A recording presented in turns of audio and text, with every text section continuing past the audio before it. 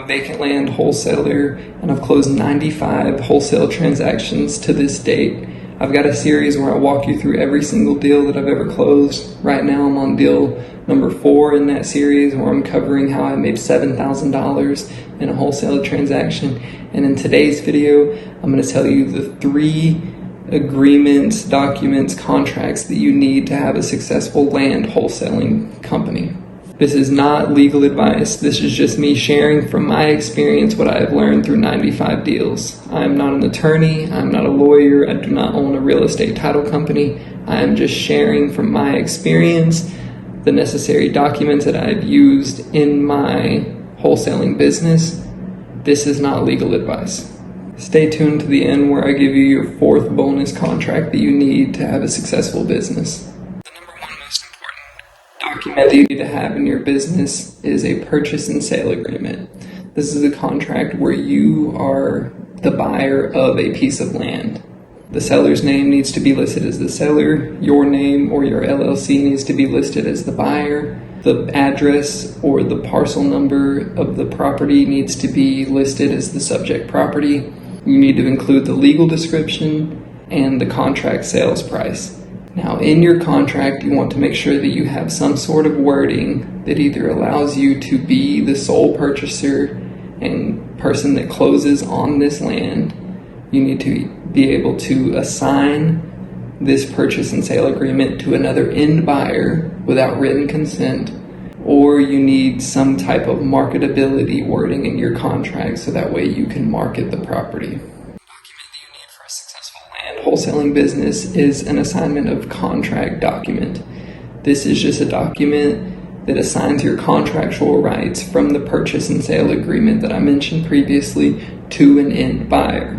So you need to have an attorney or a title company draft up an assignment of contract document, so that way whenever you do get that purchase and sale agreement and you have successfully found a buyer and you have someone ready to perform and close on the property at a price that you've agreed on, which is your purchase price plus your assignment fee, then you need to assign that contract to them with an assignment of contract. That is needed for a successful wholesaling business is what's called a JV agreement.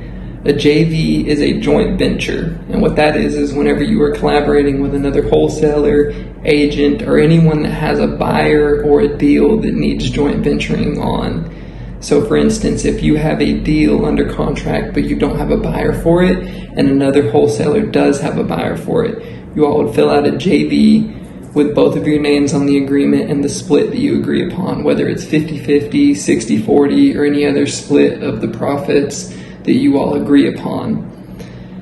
And also it could be used if someone has a deal under contract but they do not have a buyer for it, but you yourself do have a buyer, you would fill out a JV in that case as well.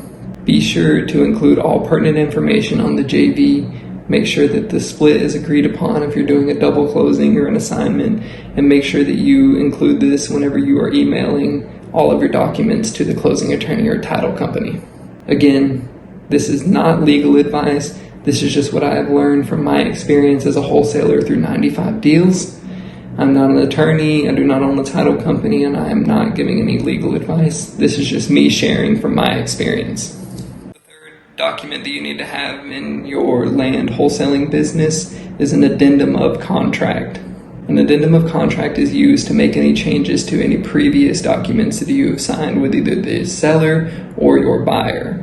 Whether you need to change a closing date, you need to push it back, you need to change the purchase price, or you need to change title companies or closing attorney, rather than redoing a whole new purchase and sale agreement or assignment of contract, you can just use an addendum to make that simple wording change, but it obviously needs to be agreed upon from all the parties, and then you just do a quick addendum. Whenever you are submitting your documents to the closing attorney or title company, be sure to include any addendums.